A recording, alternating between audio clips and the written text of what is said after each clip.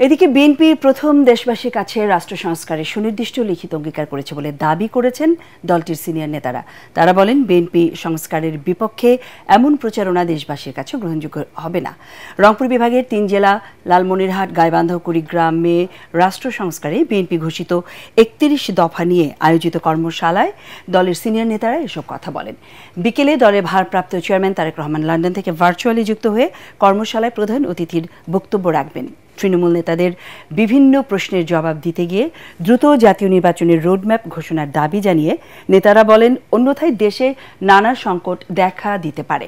এ সময় নেতাকর্মীদের দলীয় শৃঙ্খলা ধরে রেখে কাজ করার নির্দেশ দেয়া হয়।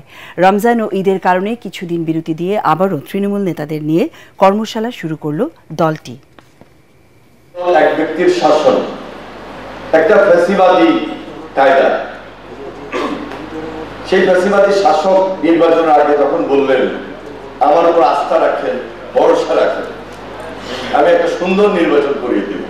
তো সেই সুন্দর নির্বাচনের নমুনাটা আমরা সবাই দেখেছি এবং সেই নির্বাচন আগের দিন রাতে পুলিশ, র্যাব সহ আইন শৃঙ্খলা রক্ষাকারী বাহিনী এবং তৎকালীন যারা প্রশাসনের দায়িত্বে ছিল তারা সম্পূর্ণভাবে এই প্রক্রিয়াকে সহযোগিতা করেছে।